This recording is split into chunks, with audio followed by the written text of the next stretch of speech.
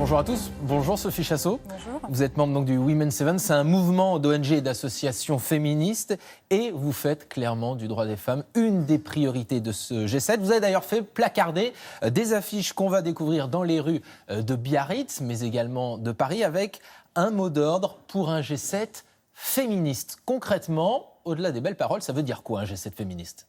Alors nous, notre volonté, c'est que cette année, le G7 il fasse la différence, qu'on soit plus sur un G7 qui traite uniquement des sujets économiques ou géopolitiques, mais qu'on parle des droits des femmes. C'était la volonté d'Emmanuel Macron.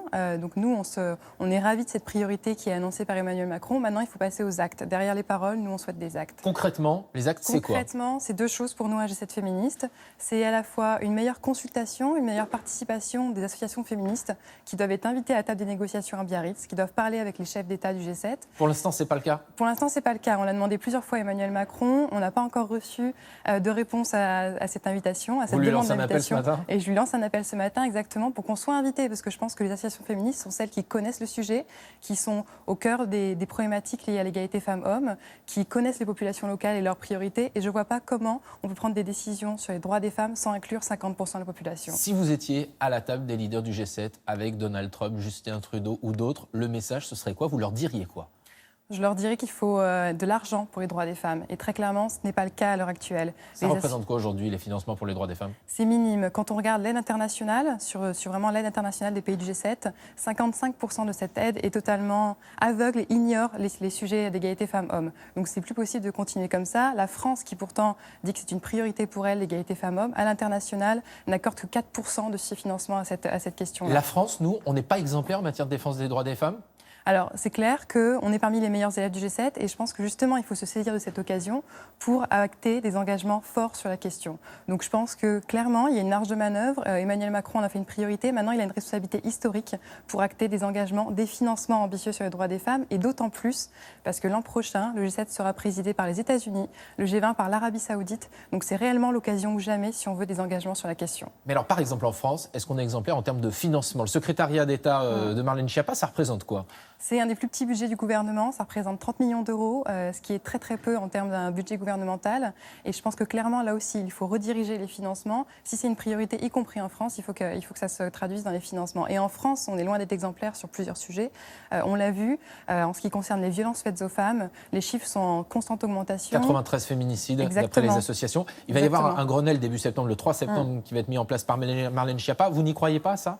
Alors nous, on y croit, effectivement, on accueille effectivement cette nouvelle avec enthousiasme. On est ravis de pouvoir collaborer sur ce Grenelle. Les associations sont ravies de pouvoir collaborer sur ce Grenelle avec Marlène Schiappa. La question reste à savoir, et je pose cette question-là à Marlène Schiappa, quelles seront les actions concrètes et quels financements seront débloqués sur cette question-là ? Parce qu'en fait, sans financement, sans consultation, sans co-construction avec les associations féministes, il n'y aura pas réellement une politique féministe qui sera mise en œuvre. Est-ce qu'il y a des priorités que les leaders du G7 doivent prendre en compte dans cette question des droits des femmes, des dossiers, si j'ose dire, prioritaires, même s'il y en a un nombre très important? Alors déjà, ce que j'aimerais rappeler, c'est qu'en termes de priorité, il n'y a aucun pays dans le monde qui n'a atteint l'égalité femmes-hommes. Donc je pense qu'on ne doit pas parler non seulement en termes de pays du G7 ou de pays du Sud, mais on doit avoir une vision globale sur la question. Il n'y a pas de bons élèves. Il n'y a pas de bons élèves. Tout le monde peut s'améliorer, tout le monde a encore une énorme marge de manœuvre à faire. On vient de le voir avec la France sur les droits des femmes. Donc ça, c'est le premier point. Ensuite, en termes de priorité, je dirais qu'il y a un droit qui est souvent mis à mal en ce moment, remis en question dans beaucoup de pays. C'est le droit à l'avortement.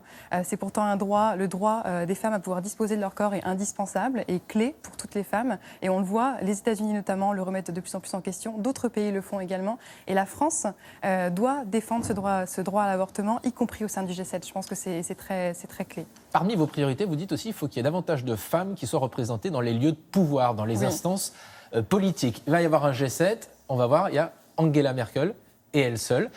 Est-ce que ça ne pose pas un petit problème ? Alors si, ça pose un réel problème et je pense que ce n'est pas un hasard en fait. S'il y a 6 hommes et seulement une femme parmi les chefs d'État du G7, ça représente juste en fait les discriminations, les inégalités que subissent encore les femmes. C'est pas caricatural ça ? Ah non, pas du tout. Non, clairement. Je pense qu'on a clairement un manque d'accès au pouvoir, aux ressources, qu'elles soient économiques et politiques.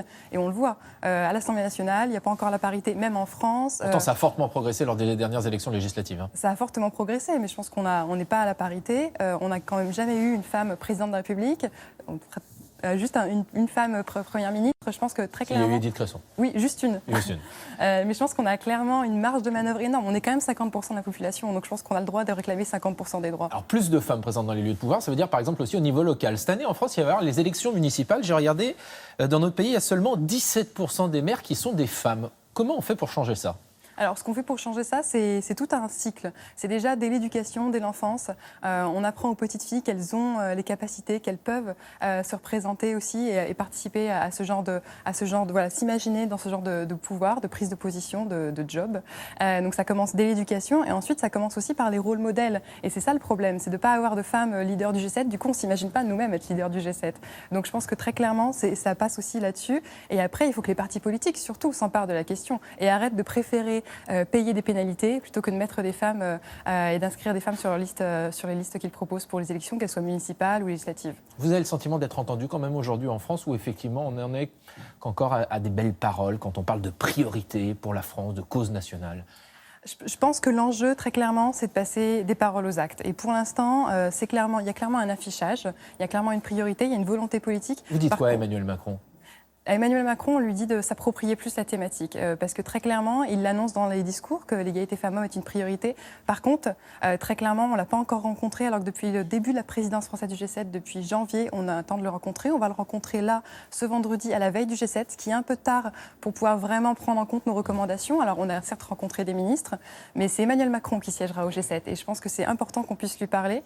Et pour donner un exemple, Justin Trudeau l'an dernier, le G7 est au Canada l'an dernier, Justin Trudeau était venu au sommet du Women's 7, donc le sommet que nous organisons chaque année. Qui prépare, là où vous faites des propositions. Exactement. Emmanuel Macron n'est pas venu, lui, cette année ? Emmanuel Macron a été invité, il n'est pas venu. Et ça, nous le regrettons fortement, parce que c'est aussi un problème d'appropriation politique au plus haut niveau de l'État. Merci beaucoup, Sophie Chassot. C'est Merci. à vous, Laurent. Et on verra effectivement ce week-end si les leaders de la planète répondent à cet appel des associations féministes. On verra, en effet, oui. On a peur de la réponse, hein, vous le savez, Guillaume. Bon. Merci, bonne journée à tous les deux, bien sûr.